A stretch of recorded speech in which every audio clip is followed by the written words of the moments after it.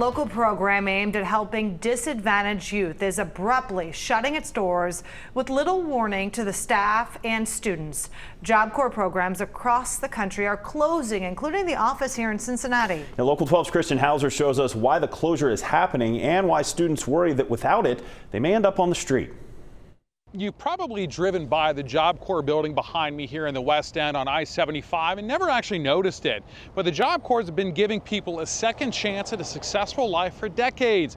But at the end of the month, the program is being put on hold, and the students in it, as well as thousands more across the country, are being kicked out with only a few days' notice. May Sprouse is a few weeks away from being homeless, but then a friend asked if she'd heard about the Job Corps program. Sprouse hadn't, so she started to do some research. They provide a lot of different amenities, whether it be housing, training, education, and also they work really hard to prepare you for a career. Sprouse was accepted into a Job Corps program in northern Maine. She says she was excited for her future because Job Corps works directly with companies to help those in the program get a job upon completion.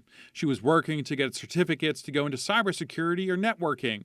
But then word came down last week that the program was being shut down. All students had to leave by this Friday. This is less than a week that we have to find places to be. For most of us that don't have places to be at shelters, maybe find work and try and get everyone there. I checked with our local Job Corps, but was told no one was able to speak about the closure locally. A statement from the U.S. Department of Labor on the closure says, quote, in-depth fiscal analysis reveal the program is no longer achieving intended outcomes that students deserve. Now, the statement goes on to say that the programs will work with the students to connect them with other training and employment opportunities. Sprouse says, though, cutting the program so quickly will be devastating to the students. What this program is to a lot of people, and what this program has been to a lot of people, is a life-changing experience.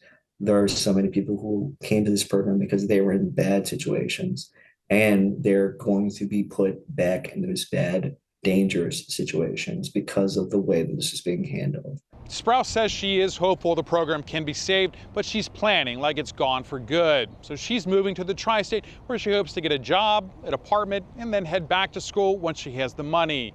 In the West End, I'm Christian Hauser.